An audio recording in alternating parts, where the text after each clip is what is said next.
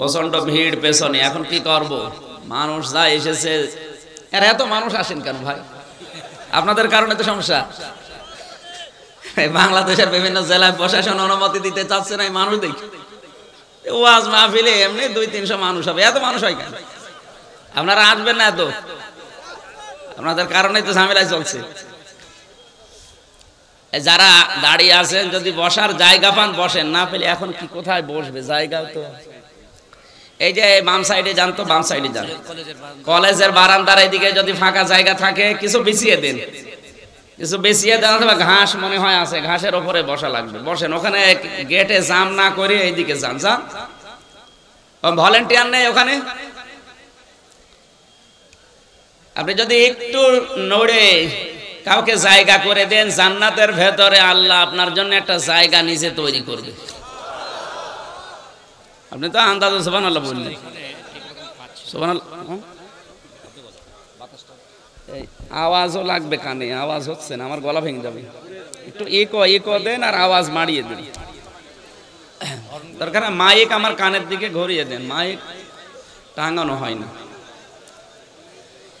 আমি কি বললাম, যদি এখানে একটু আপনি নড়ে সরে জায়গা করে দেন, জান্নাতে আপনার জন্য আল্লাহ নিজে জায়গা তৈরি করে দেবে। জান্নাত আপনি পাবেন কিনা সে গ্যারান্টি নেই, অথচ এই ময়দানে এক ভাইয়ের জন্য একটু সরেন, জান্নাত আপনার জন্য অবধারিত। এই হাদিস 100% সত্য।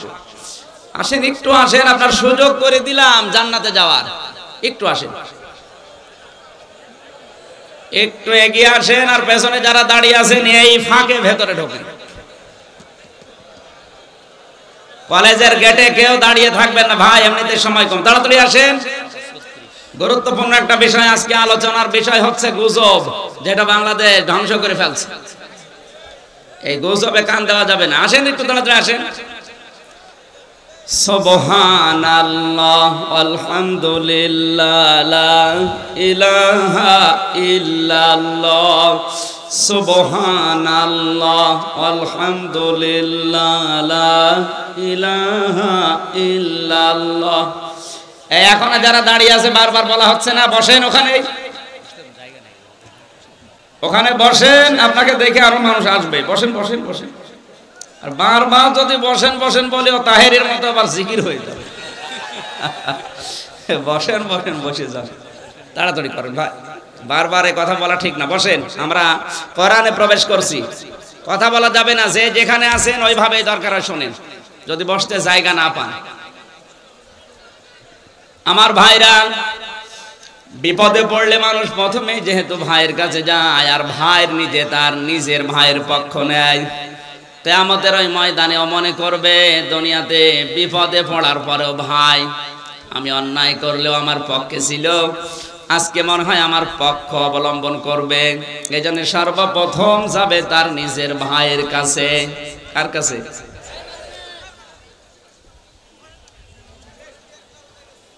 ঠিক আছে, থাক। আর আপনি দাঁড়িয়ে আছেন কোন কারণে এখানে? হ্যাঁ, বসেন। আপনারা একটু একটু পিছিয়ে নেন তো, এই দুইটা একটু অল্প অল্প পিছিয়ে নেন। এবার হয়েছে, বসেন। সুবহানাল্লাহ আলহামদুলিল্লাহ লা ইলাহা ইল্লাল্লাহ, সুবহানাল্লাহ আলহামদুলিল্লাহ লা ইলাহা ইল্লাল্লাহ, লা ইলাহা ইল্লাল্লাহ মুহাম্মাদুর রাসূলুল্লাহ। নওগাঁবাসী আল্লাহর ভাষা ইয়াফিরু শব্দের শাব্দিক অর্থ হচ্ছে ঝেড়ে দৌড় দেওয়া। মানুষ সাপ দেখলে, বাঘ দেখলে আস্তে দৌড়ায়। কিভাবে দৌড়ায়? খেচ্ছে দৌড়ে। বাংলায় আমাদের গোষ্ঠী আর ওদিকে আঞ্চলিক ভাষায় বলে খেচ্ছে দৌড়। কিয়ামতের দিন মানুষ বিপদে পড়লে ভাইয়ের কাছে যাবে, ভাই ওইভাবে দৌড় দেবে। এরপরে দিয়েছে মায়ের নাম, এরপরে বাবার নাম, এরপরে স্ত্রী অথবা বন্ধুর নাম। আল্লাহ তাআলা বলেন কেউ এই যে এই মানুষগুলো দুনিয়ায় বিপদে পড়লে এগিয়ে আসে আর এরা আগে পালাবে।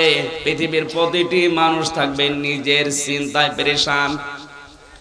ওই কঠিন ময়দানে শুধুমাত্র মানুষের উপকার করবে তার জীবনের ভালো কাজগুলো। তার ভেতরে আজকের এইটা একটা ভালো কাজ। পৃথিবীতে যত নফল কাজ আছে সর্বোত্তম নফল কাজ হচ্ছে কোরআনে কারিমের আলোচনা। মসজিদে নববীতে নবীজি প্রবেশ করলেন।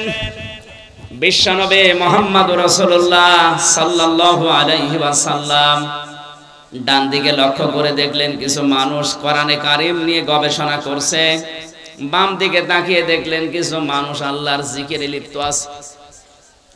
আল্লাহর নবী ডাক দিয়ে বললেন এই দুইটা দল ভালো কাজে আছে। সবচাইতে ভালো কাজে আছে যারা কোরআনে কারিম নিয়ে ব্যস্ত আছে। আমার মালিক আমাকে এই মুহূর্তে নির্দেশ দিয়েছে আমি যেন কোরআনের এই অনুষ্ঠানে শ্রোতা হিসাবে বসে যাই। কি বুঝলেন নওগাঁবাসী? বিশ্ব নবীর মতো মহামানব এখন যদি নওগাঁ জেলায় আসতেন আর এই পত্নীতলার পাশ দিয়ে যদি হেঁটে যেতেন এই ময়দানে আপনাদের মতো শ্রোতা হিসাবে উনি বসে পড়তেন। তাহলে মাহফিলের শ্রোতার কত দাম, এই অনুষ্ঠানটা আল্লাহর কাছে কত দামি আপনি অবশ্যই টের পেয়েছেন না পাননি? এত দামি একটা অনুষ্ঠানে যে আল্লাহ নিয়ে আসলেন খুশি হয়ে বলেন আলহামদুলিল্লাহ। যে কোরআনের আলোচনা শুনতে এসেছে আমরা এতদিন জানি কোরআনের ভেতরে কোনো ভুল নেই। আছে? এত আসতে বললে কিছুদিন আগে আমেরিকার নিউ ইয়র্ক সিটিতে K1 সুপার কম্পিউটারের ভেতরে ৪৫০০ ধর্মীয় গ্রন্থ দেওয়া হয়েছিল। ১০ জন খ্রিস্টান বিজ্ঞানী বসে বসে গবেষণাগারে কম্পিউটারের স্ক্রিনে ভেসে এসেছে যে বাইবেলের ভেতরে ১০টা ভুল আছে আর এরকম বাইবেল আর একটা লেখা সম্ভব।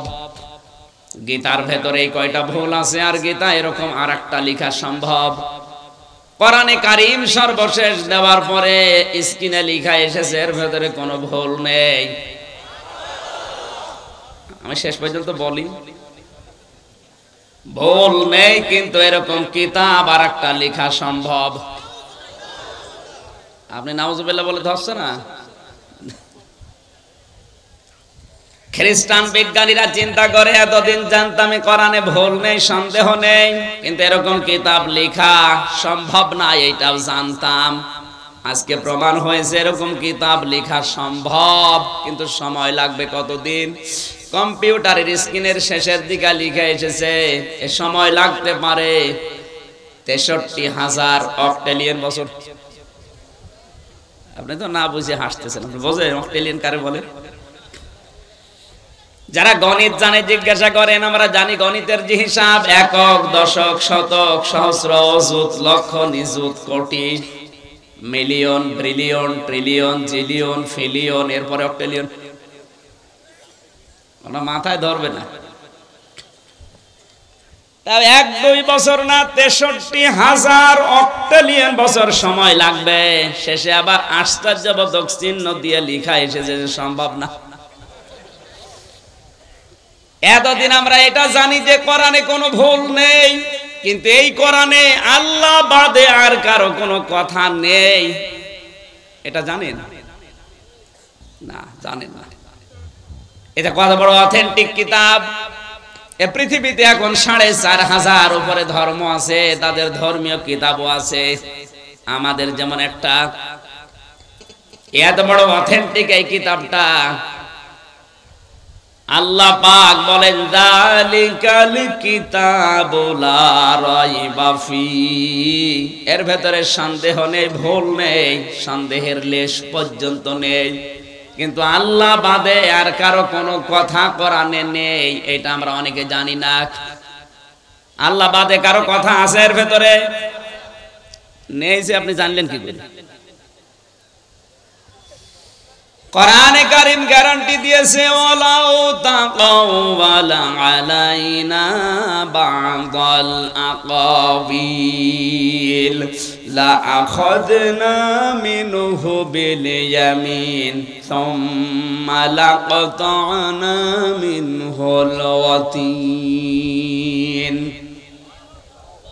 সূরা হাক্কাতের 44, 45, 46 নম্বর আয়াত একটু খেয়াল করেন।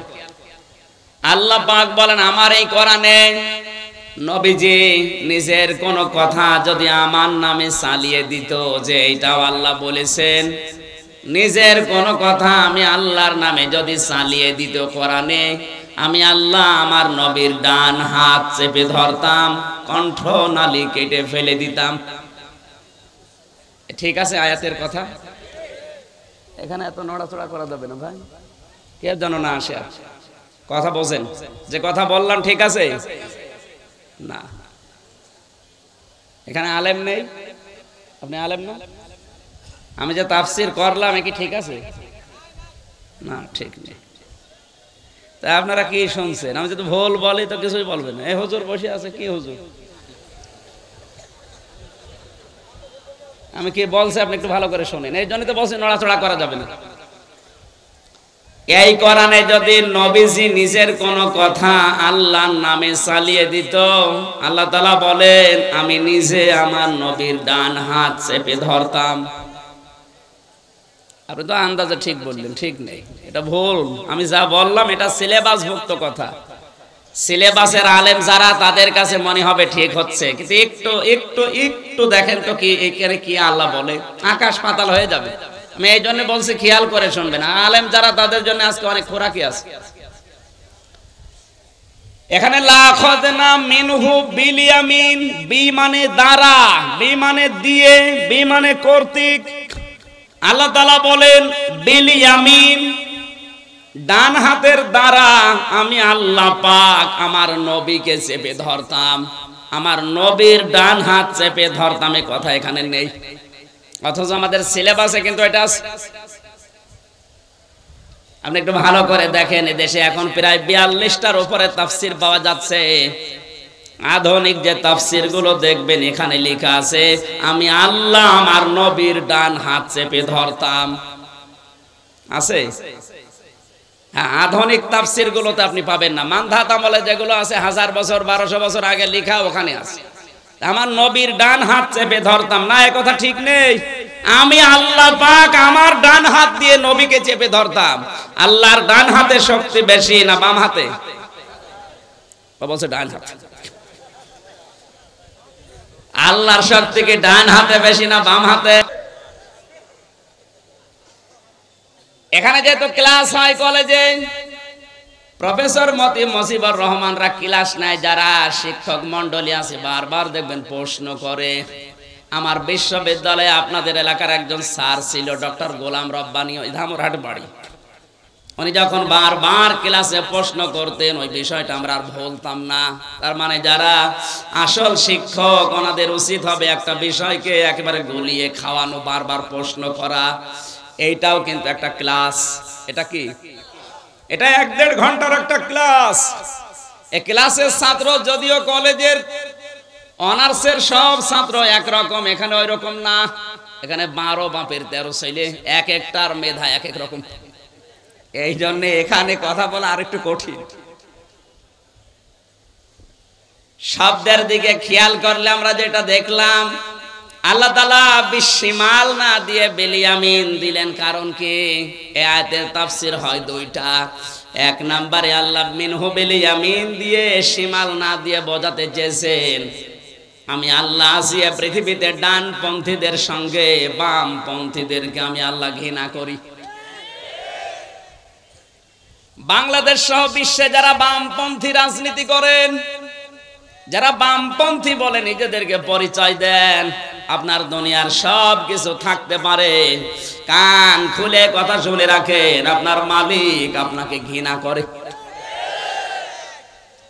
কোরআনে কারিমে আল্লাহ তাআলা জানিয়েছেন ওয়াসহাবুশ শিমালি মা আসহাবুশ শিমালি ফি সামুমি ওয়া হামিমি ওয়া যিল্লিম মিন ইয়াহমুম লা বারিদি ওয়ালা কারীম।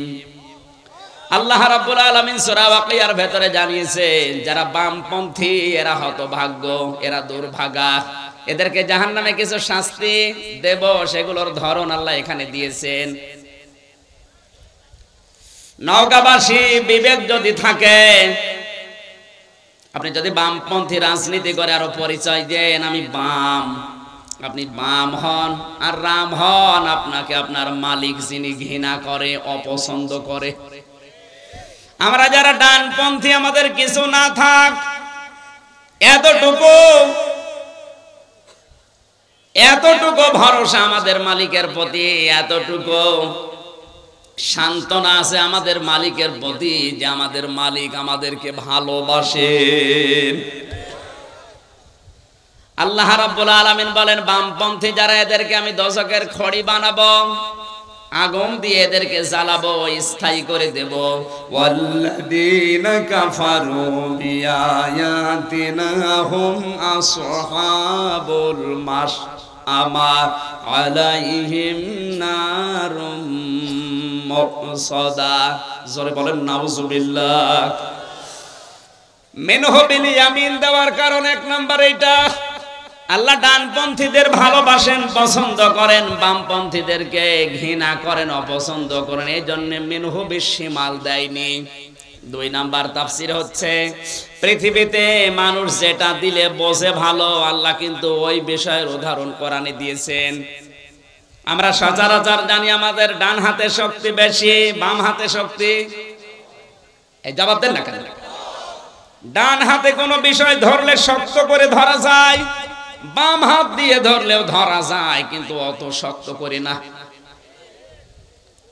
আল্লাহ তাআলা বোঝাতে চেয়েছেন বান্দা বান্দিরা, কোরআন এত অথেন্টিক, এত স্পেশাল কালাম, আমি আল্লাহ আমার নবীকে আমার ডান হাত দিয়ে, তার মানে নরম করে না, শক্ত করে ধরতাম।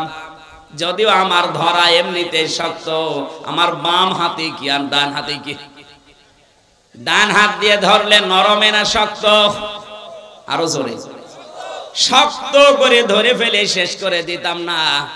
মানুষকে আপনি তাড়া দেবেন, দৌড়ানোর পরে যখন দাঁড়াবে দেখবেন হাঁফাবে, আর এই অবস্থায় কেউ যদি তাকে চেপে ধরে দেখবেন জহব্বা বের হয়ে যাবে।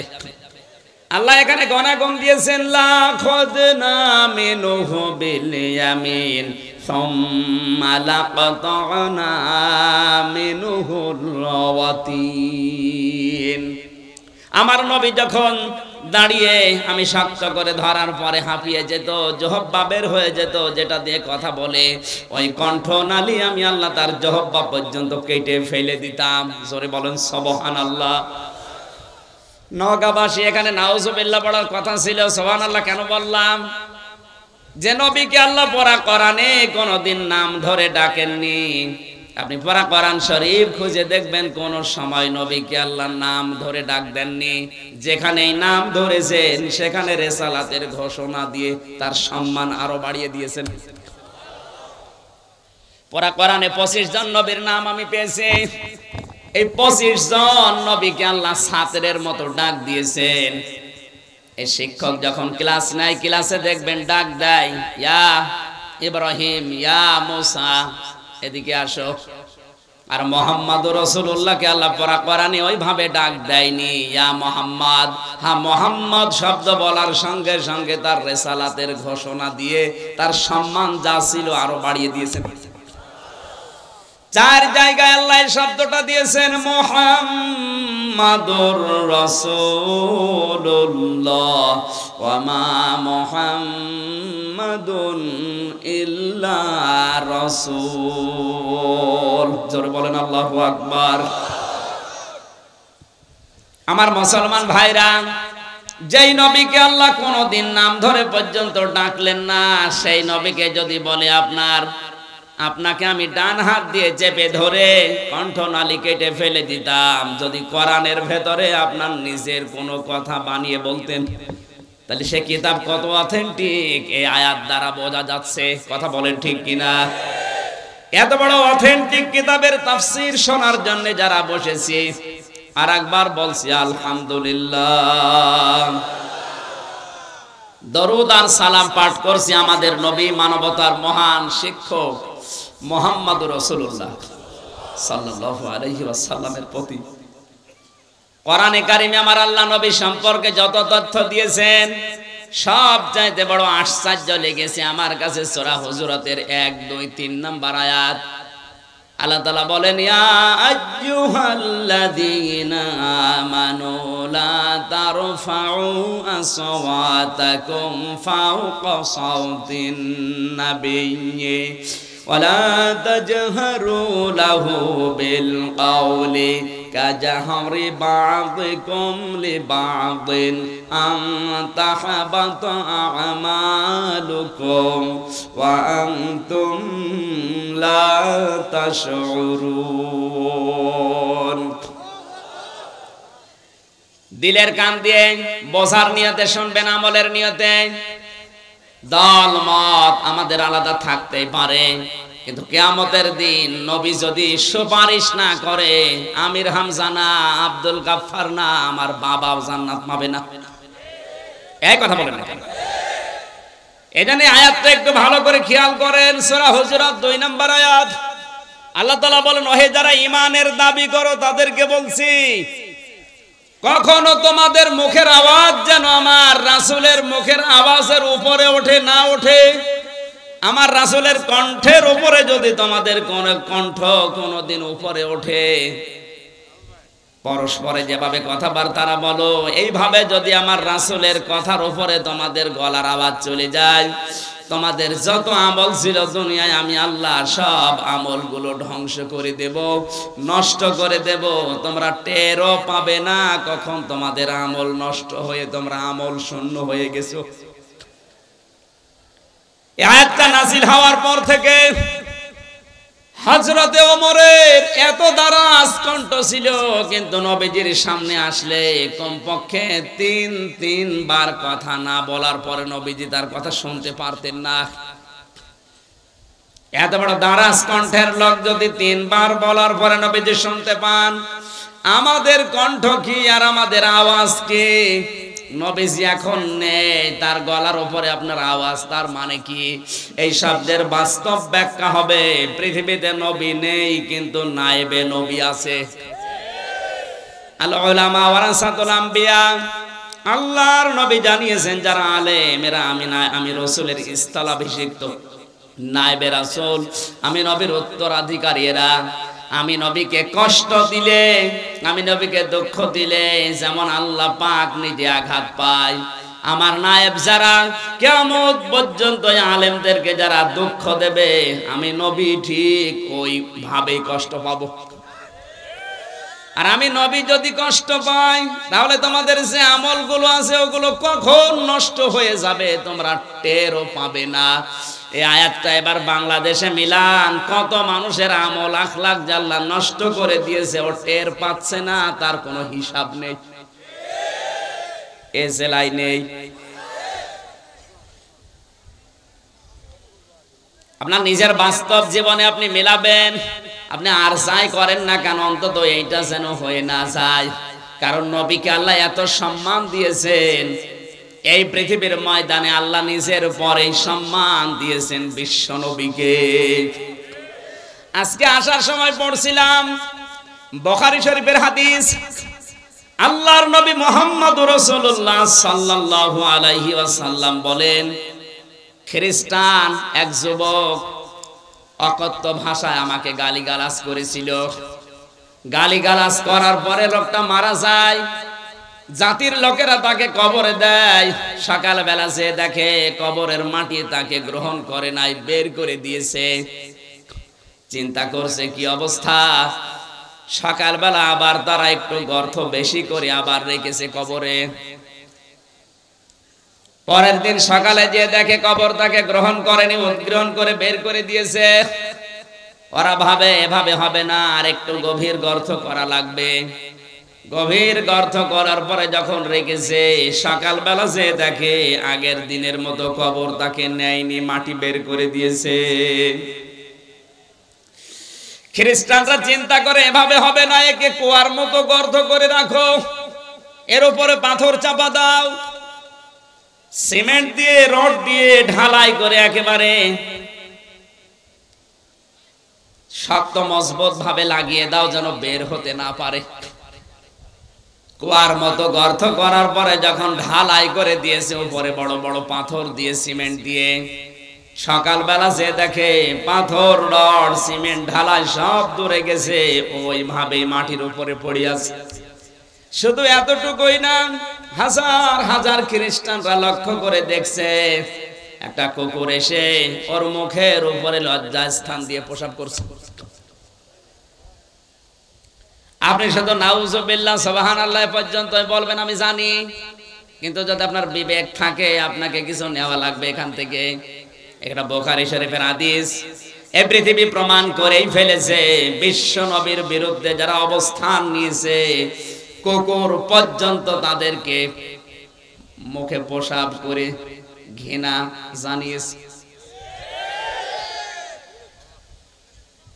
17 কোটি মুসলমান এই দেশে, 96% মুসলমান এই দেশে। কোরআনের এই অনুষ্ঠান থেকে দ্বার্থহীন কণ্ঠে আমরা জানাতে চাই, এই বাংলাদেশ বিশ্ব নবীর জন্য অক্ষ করা হয়েছে। কারণ নবীজি যদি পৃথিবীতে না আসতেন, বঙ্গবন্ধু হতেন না, আর বঙ্গবন্ধু যদি বাংলাদেশে না আসতেন, এদের স্বাধীন হতো না। সুতরাং স্বাধীনতার পেছনে মূল কারণ আমাদের নবী। এই কথা বলছেন না, উনি না আসলে পৃথিবীতে আল্লাহ তৈরি করতেন না এটা।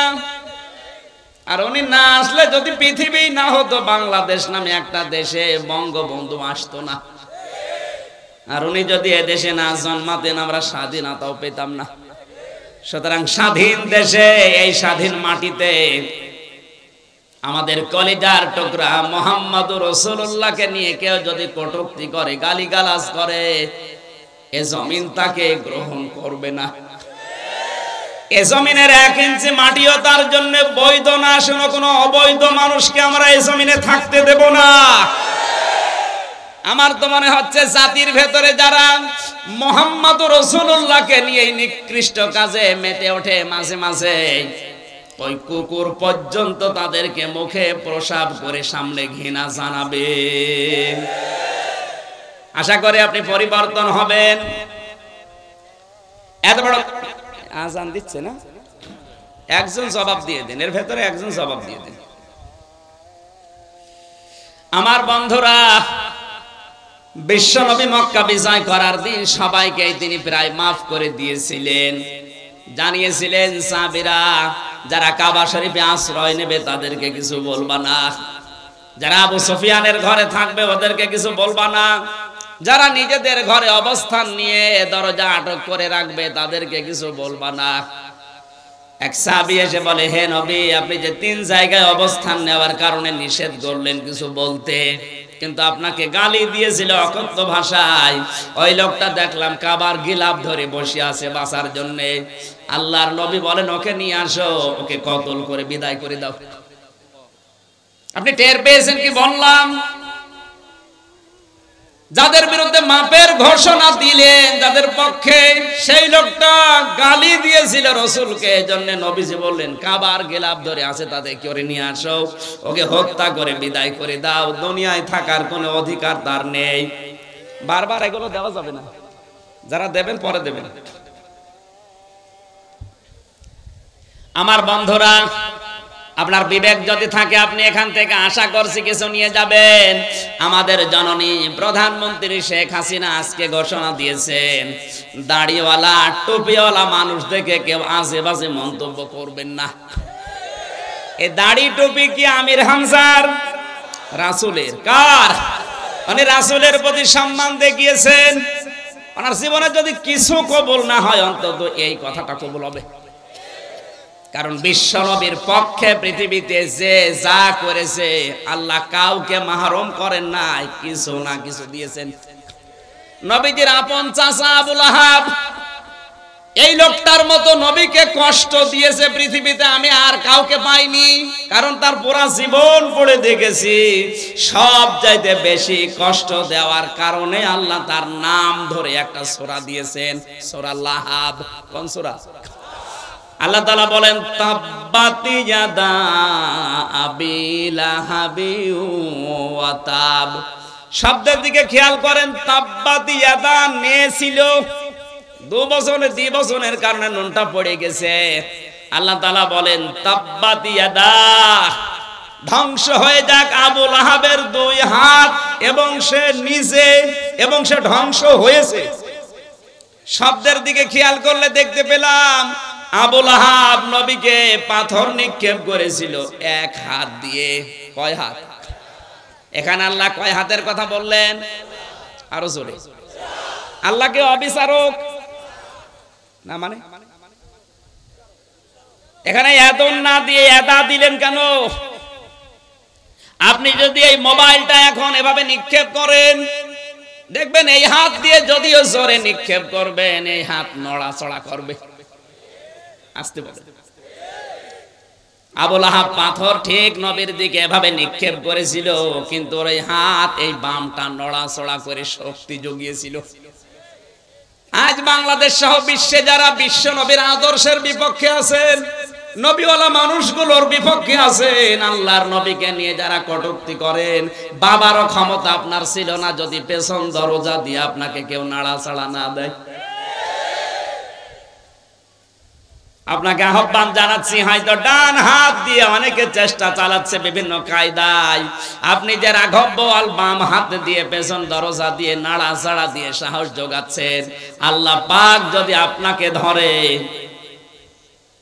পেছন দরজায় যারা আছে তারাও ছাড় পাবেন না। আল্লাহ ইয়াদা শব্দ দিয়ে এটা জানিয়েছেন, আবু লাহাবের তো এক হাত ধ্বংস করলে ওর শাস্তি হয়ে যেত, ওর ডান হাত ব্যবহার করে নবীকে কষ্ট দিয়েছে, বাম হাতটা আমি ধ্বংস করলাম এই কারণে, কারণ ওই হাত একটু নড়াচড়া করে সাহস জুগিয়েছিল, শক্তি জুগিয়েছিল। এতটুকুই না, ও যার উপরে ভর করে এই কাজ করতো, ওর প্রভাব প্রতিপত্তি ছিল, টাকা পয়সা ছিল, এই কারণে আল্লাহ পরবর্তী আয়াতে দিয়েছেন মা গনানুহু মালুহু ওয়া মা কাসাব। যার উপরে নির্ভর করে নবীর বিরুদ্ধে অবস্থান নিয়েছো, তোমার ওই টাকা পয়সা কোনো কাজে আসবে না যেগুলো তুমি অর্জন করেছিলে। আবু লাহাব ওই সময় ছিল ওই দেশের ধর্মমন্ত্রী। কি ছিল? আসতে বলেন। ওর ধর্মমন্ত্রীকে পর্যন্ত আল্লাহ ছাড়েননি। অমা কাসাবা, সে যা অর্জন করেছিল, টাকা পয়সা, ক্ষমতা, প্রভাব প্রতিপত্তি, কার পেছনে লাগার কারণে? নবীজির। জোরে বলুন। আল্লাহ তো শেষ করতে পারতেন এই দুইটা আয়াত দিয়ে। আল্লাহ তাআলা বলেন সায়াসলানা রংদাতালাহাব। এত রাগ আমার আল্লাহ, এত ঘৃণা তার উপরে প্রদর্শন করেছেন, এই দুইটা আয়াত দিয়ে আল্লাহ এই সূরা শেষ করেননি। আল্লাহ সিন দিলেন, সিন সাউফা কদ লাম, এরকম 13টা শব্দ আছে আরবি গ্রামারে। কোন সেন্টেন্সের আগে যদি একটা আসে অর্থ হয় অতি তাড়াতাড়ি। আল্লাহ তাআলা বলেন অতি শীঘ্র ওকে আমি আল্লাহ জাহান্নামের অগ্নিশিখায় প্রবেশ করাবো, অমরাত এবং তার স্ত্রীকেও। প্রশ্ন আসতে পারে, তার স্ত্রীর দোষ কি নাকি? আবু লাহাবের স্ত্রীর দুইটা দোষ ছিল। এক নম্বরে নবীজির আপন চাচী সব সময় ঘরের কথাগুলো যা শুনতো ওগুলো বাইরে যে মানুষের কাছে প্রকাশ করে দিত। দুই নম্বরে নিজের স্বামীকে দিয়ে সব সময় নবীকে কি করে কষ্ট দেওয়া যায়, দুঃখ দেওয়া যায়, এই বুদ্ধি পরামর্শগুলো বাড়িতে বসে বসে স্বামীকে দিত। আজও বাংলাদেশে অনেকে টকশো করে দেখবেন, বসে বসে আল্লাহর নবীর বিরুদ্ধে কথা বলে, যারা আছে ওদেরকে আরো বলার জন্য উদ্বুদ্ধ করে। অত জোরে বলার দরকার নেই, আসতে বলে। আমার তো মনে হচ্ছে আপনি আবু লাহাবের স্ত্রী উম্মে জামিল, এই মহিলার ছোট বোন। আসতে বলে। আবু লাহাবের স্ত্রীর সবচাইতে মারাত্মক অপরাধ দুনিয়ায় ছিল এই মহিলা তালাতালি করা ভালোবাসতো। তালাতালি বোঝেন? বোঝেন না? একজনের কথা আর একজনের কাছে লাগিয়ে সম্পর্ক নষ্ট করা, এটা তো এ নওগাঁয় নেই, আছে মানে এটা বেশি।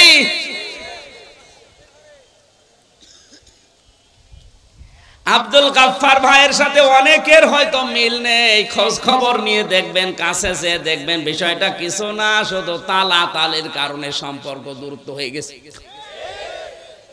তালাতালি করা কত বড় মারাত্মক অপরাধ। আল্লাহর নবী বলেন যে এলাকায় মানুষ তালাতালি করে ওই এলাকার মানুষের দোয়া কবুল আল্লাহ বন্ধ করে দেয়। আমরা এত বিপদে পড়ার পরে দোয়া করলে কবুল হচ্ছে না, আমার মনে হয় তালাতালি করা কোন লোক এলাকায় আছে না? নেই। এটা মেয়েদের ভেতরে বসে এক জায়গায় বসলে শুধু আসতে বলে। আমি একটা হাদিস বলছি, এবার শোনেন, তিরমিজি শরীফের হাদিস। আল্লাহর নবী বলেন কিয়ামতের দিন আল্লাহ 5 প্রকার মানুষের দিকে ফিরে তাকাবেন না। আপনি কি লক্ষ্য করলেন কি বললাম? কিয়ামতের দিন 5 প্রকার মানুষের দিকে আল্লাহ ফিরেও তাকাবেন না। তার 1 নম্বরে যারা তালাতালি করে দুনিয়ায়। কারা আছেন এই চরিত্রের হাত তোলেন তো।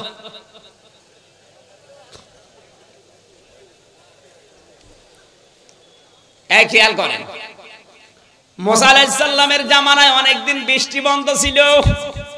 হযরতে মুসা উম্মতগুলোকে নিয়ে চাটিয়াল ময়দানে গেলেন। নামাজ পড়ার পরে দোয়া করলেন, আল্লাহ তুমি আমাদেরকে বৃষ্টি দাও।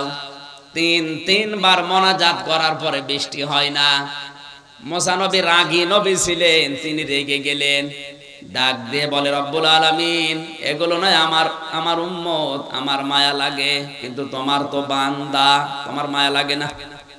আল্লাহ তাআলা বলেন, মুসা মায়া লাগে তো বৃষ্টি দাও না কেন?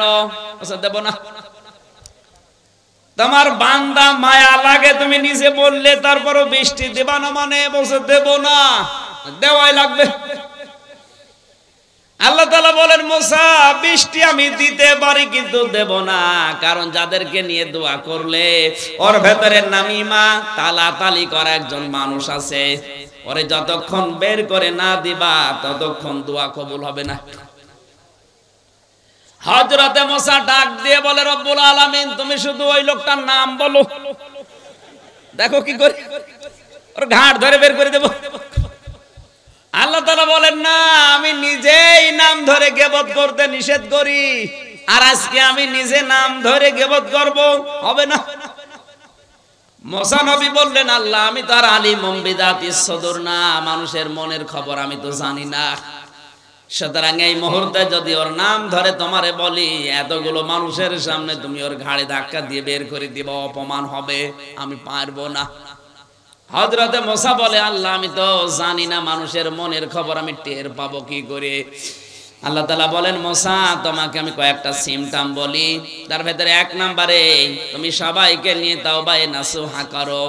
মন থেকে যদি সবাই তওবা করে ওই লোকটাও তওবা করবে, আর যারা মন থেকে তওবা করে তাদেরকে আমি আল্লাহ বেগুনাহ ব্যক্তির মতো বানিয়ে দেই। সবাইকে নিয়ে তওবা করার পরে এবার মোনাজাত করলেন। মোনাজাত শেষ হতে দেরি, আমার আল্লাহ বৃষ্টি নাজিল করতে দেরি করলেন না। সুতরাং এখানে যদি কোনো তালাতালি করা, একের কথা অন্যের কাছে লাগানো, সম্পর্ক নষ্ট করা কোন লোক থাকেন, আপনি চলে যান, নয়তো আজকের মাহফিল, আজকের মোনাজাত সব মাঠে মারা যাবে। চলে যান ভাই, দেখেন তো কেউ যাচ্ছে কিনা। যেটা যাবে বুঝবেন ওইটা ওই 2 নাম্বার না, এটা বাদ দেওয়া লাগবে। আমি হাসির খোরাকি দেইনি, এটা বাদ দেওয়ার দরকার আছে না? আপনাকে কিয়ামতের দিন আল্লাহ ঘুরেও দেখবে না যে আপনি আল্লাহর বান্দা ছিলেন না বান্দি ছিলেন, তাকাবেই না। কয় প্রকার মানুষ? 1 নম্বরে যারা এই তালাতালি করে, কিছু দেওয়ার পরে খোঁটা দেয়। 2 নম্বরে যারা অহংকার করে টাকনুর নিচে কাপড় পরিধান করে। বিজ্ঞান এখন তথ্য দিয়েছে 1500 বছর আগের এই হাদিসটা, মাস ফালা মিনাল কাবাইনি মিনাল ইজারি ফিন্নার। তোমার টাকনুর নিচে লুঙ্গি পায়জামা প্যান্ট দ্বারা যেগুলো ঢাকা থাকবে ওইটা জাহান্নামে না চলে জান্নাতে আসবে না। কেন বললেন?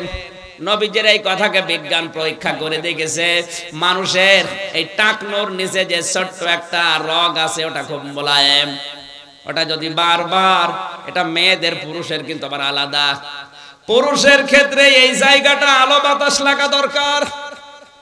এই যে রগটা যদি বারবার আপনার লুঙ্গি প্যান্ট পায়জামা দ্বারা বারবার ওখানে ঘর্ষণ লাগে, তাহলে প্যারালাইসিস হওয়ার অথবা ক্যান্সার হওয়ার সম্ভাবনা আছে।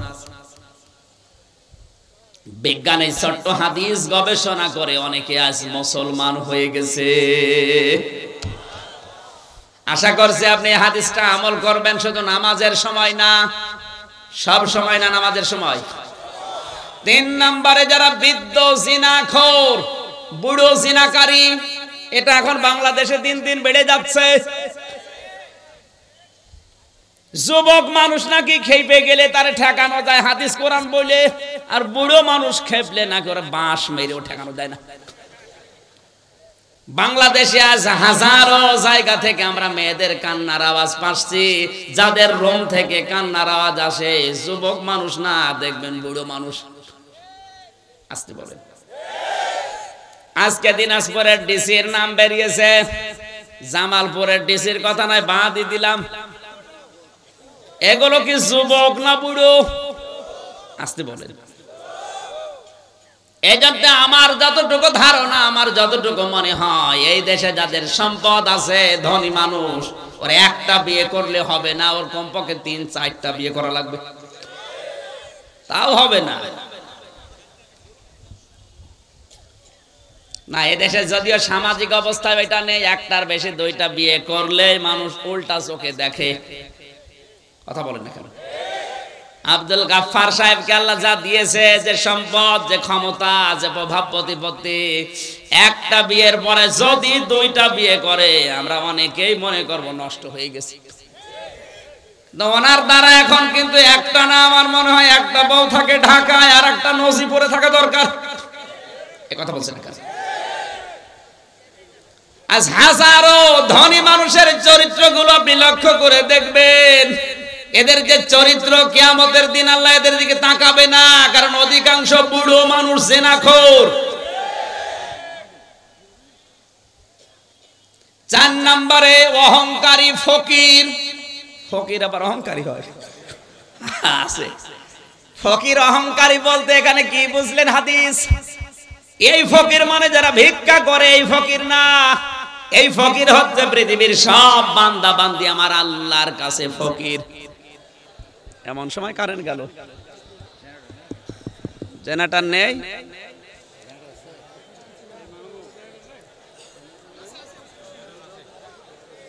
এত দেরি হলে তো সম্ভব না, ওখানে একদম বসে থাকেন। আমাদের বিদ্যুৎ অফিসের এরকম ইনফরমেশন ছিল না।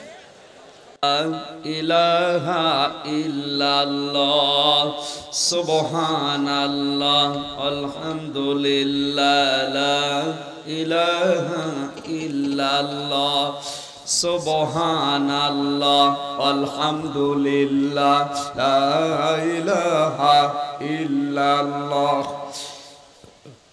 লা ইলাহা ইল্লাল্লাহ মুহাম্মাদুর রাসূলুল্লাহ। আমার ভাইরা, আল্লাহ রাব্বুল আলামিনের তুলনায় আমরা যারা পৃথিবীতে আছি, আল্লাহ বর্ণনা দিয়েছেন আল্লাহুল গনিয়্যু ওয়া আনতুমুল ফুকারা। হে পৃথিবীর মানুষেরা, আমি আল্লাহ শুধুমাত্র ধনী, তোরা সব ফকির। আল্লাহর তুলনায় আমরা কি? আরো জোরে। শুধু ফকির না, ফকিরের ঘরের ফকির। ফকির না আমরা? এই জন্য ফকির যারা আমরা, আমাদের অহংকার সাজে না। কি হনুরে, হনুমান হয়ে গেছে। অহংকার যাদের ভেতরে পয়দা হয়, এটা দূর করা লাগবে, নয়তো কিয়ামতে আপনি আল্লাহর নজর পাবেন না। শেষ নম্বরে আল্লাহর নবী বলেন, কিয়ামতের ময়দানে ওই মানুষগুলোর দিকে আমার আল্লাহ তাকাবে না যারা, এটার বলার দরকার নেই, পৃথিবীতে যারা মিথ্যাবাদী প্রেসিডেন্ট, মিথ্যাবাদী যারা প্রধানমন্ত্রী, এদের দিকে আল্লাহ কিয়ামতের দিন তাকাবে না। এটা এই দেশে নেই, যে দেশে আছে ওই দেশে গেলে আমি বলবো। সুতরাং এই 5 প্রকার মানুষের নাম আমি হাদিসের ভেতরে পেয়েছি, তিরমিজি শরীফের হাদিস। আমরা যারা এর ভেতরে পড়ে না যাই, জোরে বলেন আমিন। আমার বন্ধুরা, তালাতালি করা লোক যারা আছেন, চরিত্র পাল্টান। এটা আবু লাহাবের স্ত্রী উম্মে জামিলের চরিত্র। এটা মেয়েদের ভেতরে যেহেতু বেশি সম্মানিতা মা বোনেরা, নবীজি মেরাজের রাত্রে জাহান্নামে মেয়েদেরকে বেশি দেখেছেন 2টা কারণে। 1 নম্বরে মেয়েরা বিনা কারণে স্বামীর হুকুম ছাড়া এক বাড়ি থেকে আরেক বাড়ি সে গল্প করে। সে গল্প কোরআন হাদিসের না, শুধু তালাতালি আর স্বামীর বদনাম। এরকম বউ আছে কার হাত তোলেন তো? আলহামদুলিল্লাহ, এলাকায় এরকম মহিলা নেই। আবু লাহাবের কথা বলছিলাম।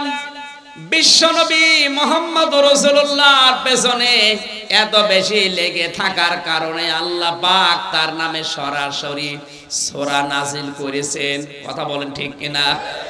তার চাইতেও ভয়ঙ্কর তো কাফের ছিল, কিন্তু তাদের নামে তো আল্লাহ সূরা দেয়নি। যেমন আবু জেহেল, উতবা, শাইবা, মুগীরা, তাদের নামে কিন্তু আয়াত আছে, সূরা নেই। ওয়ালিদ ইবনে মুগীরার নামে একটা আয়াত আল্লাহ দিয়েছেন, সূরা কলমের 13 নম্বর আয়াত, উতুল্লিম বাদা যালিকা সানিম। এতটুকু শেষ।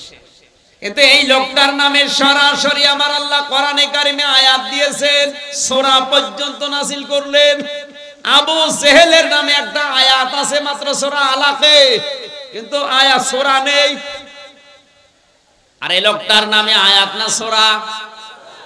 বলেন, এত বড় একটা সূরা আল্লাহ তার নাম দিয়ে, তার স্ত্রীর নাম দিয়ে নাযিল করলেন। তার মানে আল্লাহর কাছে আবু জেহেলের চাইতে আবু লাহাব আরো ঘৃণিত, নিকৃষ্ট। বলেন, অথচ এই লোকটা মারা যাওয়ার পর প্রত্যেক সোমবারের দিন শুধু এই 2টা আঙ্গুল, এই শাহাদত আঙ্গুল আর এই পাশেরটা মুখের ভেতরে নিয়ে একটু চোষা মারে, ওর ভেতরে শরবত আমার আল্লাহ জারি করে দেয়। তাফসীরের কিতাবে দেখলাম, কেন এত বড় অপরাধীকে আমার আল্লাহ এই শান্তি কেন দেয়? আল্লাহর নবী যেদিন জন্মগ্রহণ করে, বিশ্ব নবীর এই জন্মের কথা আবু লাহাবের এক দাসী, বাড়ির কাজের মেয়ে, এই মেয়েটি যে ডাক দিয়ে বলে, মালিক আমি জানি আপনার হুকুম ছাড়া বাইরে যাওয়া নিষেধ, কিন্তু আজকে আপনাকে আমি এমন একটা সংবাদ দেওয়ার জন্য এসেছি যেটা না দিয়ে আমি আর স্থির থাকতে পারলাম না। আপনার মরা ভাই আব্দুল্লাহর একটা এতিম সন্তান দুনিয়ায় এসেছে, আকাশের চাঁদের চাইতেও সুন্দর। আপনার ভাই থাকলে অনেক খুশি হতো।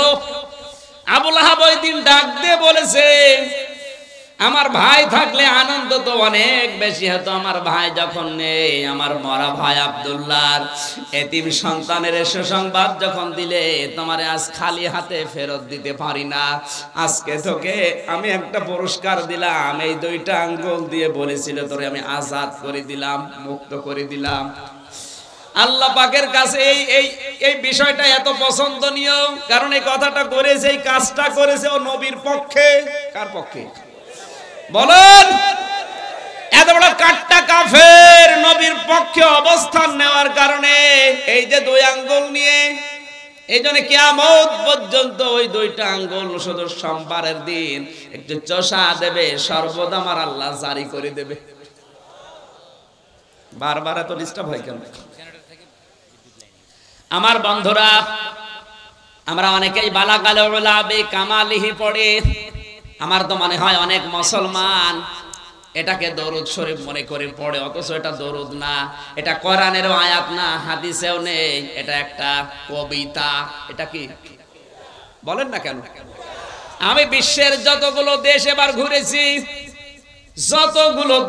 আমি যতগুলো দেশে ঘুরলাম, সব দেশে কম বেশি এই বাক্যটা চলে, বালাগাল উলাবি কামালিহি কাশাফাত দুজা বিজামালিহি হাসনাত জামিউ খিসালিহি সাল্লু আলাইহি ওয়া আলিহি। তাও মানুষ এমনি এমনি পড়ে না, মহব্বত দিয়ে, ভালোবাসা দিয়ে, দরদ দিয়ে পড়ে। কেন? এটা কিন্তু নবীজি নিজে লেখেন নাই, সাহাবী লেখেন নাই, লিখেছেন শেখ সাদী রাহমাতুল্লাহ আলাইহি। সারাটা জীবন বিভিন্ন কবিতা লিখেছেন। 120 বছর তিনি হায়াত পেয়েছিলেন।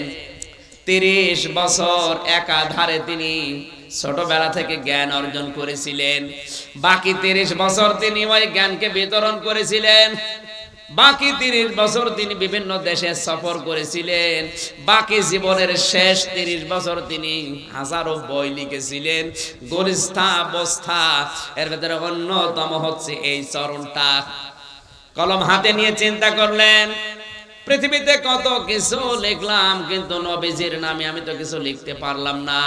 কলমটা হাতে নিয়ে তিনি এই 3টা চরণ লিখলেন, কিন্তু 4র্থ নম্বর লাইনটা তার আর মনে আসে না। তাহাজ্জুদের নামাজ আদায় করে যায় নামাজে ঘুমিয়ে গেলেন। গভীর রজনীতে বিশ্বনবী এসে ডাক দিয়েছে, সাদী কি লিখছিলে দেখাও। হযরত শেখ সাদী বলে, হে রাসূল, জীবনে বহু কবিতা লিখেছি, কোনোদিন আমার কলম থেমে যায়নি। আজকে আপনার নামে লিখতে গিয়ে দেখি 3য় নাম্বার লাইনের পরে আমার আর মনে আসে না। আল্লাহর নবী বলেন, সাদী কি লিখেছো আমাকে শোনাও। স্বপ্নের ভেতরে শেখ সাদী এই 3টা লাইন শোনালেন। নবীজি বললেন, সাদী কলম হাতে নাও, 4র্থ নম্বর লাইন আমি নবী নিজে বলি, তুমি লিখে নাও, সাল্লু আলাইহি ওয়া আলিহি। জোরে বলেন আল্লাহু আকবার। হযরত শেখ সাদী জীবনে কত কিতাব লিখলেন, ওগুলোর নামও কেউ জানে না অনেকে। গুলিস্তা বস্তার ভেতরে হাজারো চরণ আছে, কেউ কোনোদিন পড়েও দেখে না। অথচ এই 4টা লাইনের ভেতরে একটা লাইন মাত্র নবীজি নিজে বলেছিলেন। আল্লাহর নবীর নামে লেখার কারণে এটাকে আমার আল্লাহ চিরন্তন করে দিয়েছেন। বাংলার মুসলমানেরা, এজন্য আমাদের উচিত হবে কোন সময় যেন নবীজির আদর্শের উপরে, বিশ্ব নবীর কণ্ঠের উপরে তার আওয়াজ যেন আমাদের আওয়াজ উপরে না যায়। তার আচরণগুলো যদি আপনার খারাপ লাগে আপনি চুপ থাকবেন, যদি ভালো না লাগে চুপ থাকবেন। আপনি বিরুদ্ধে অবস্থান নিলে কখন আপনার ঈমান আমল ধ্বংস হয়ে যাবে আপনি টেরও পাবেন না। বারবার কারণ একবারের জেনারেটরে চালান।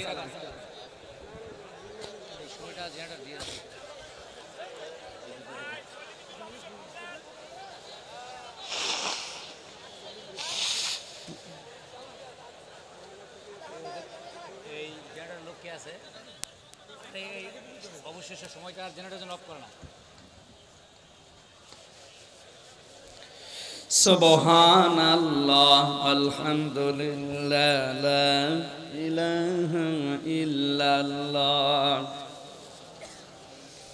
আলহামদুলিল্লাহ লা ইলাহা ইল্লাল্লাহ লা ইলাহা ইল্লাল্লাহ মুহাম্মাদুর রাসূলুল্লাহ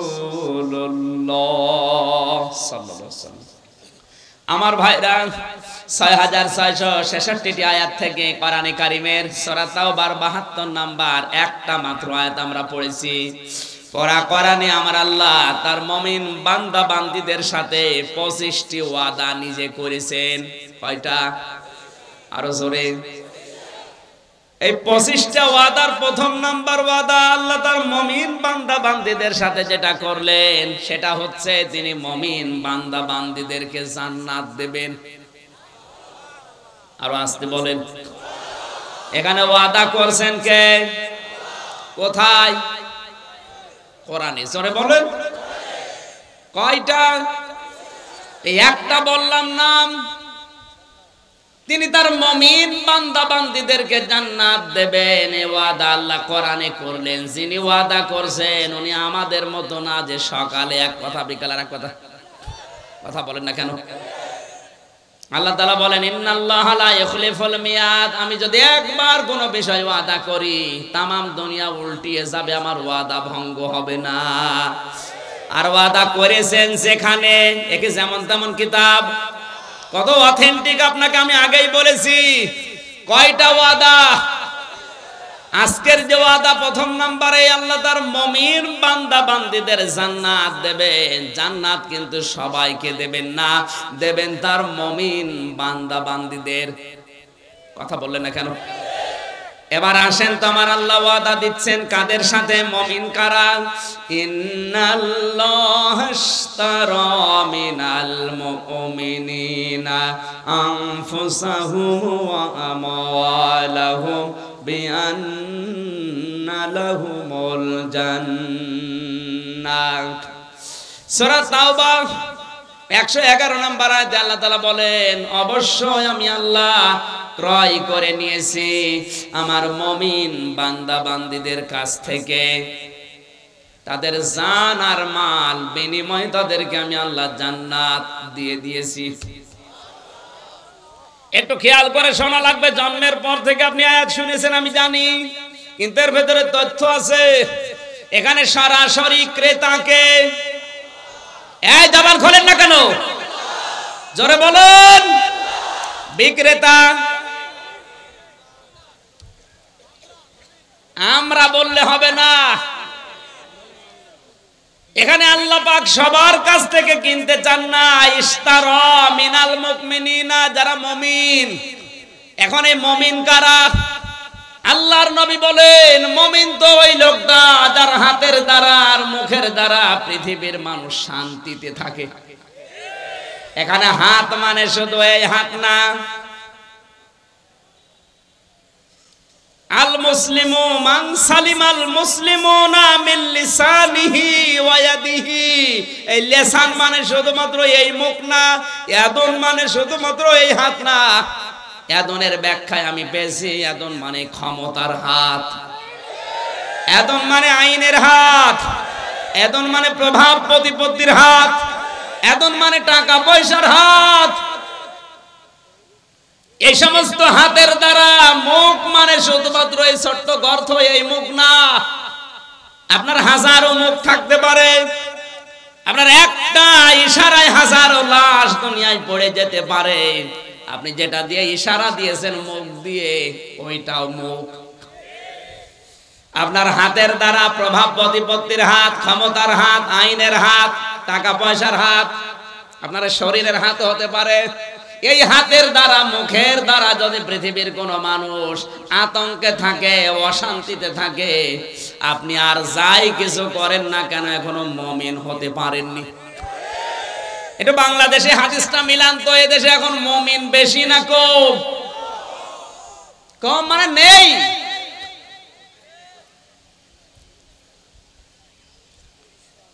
আমরা মনে করি এই দেশে 96% মুসলমান, এরপরেও দেশে ইসলাম কায়েম হয় না কেন?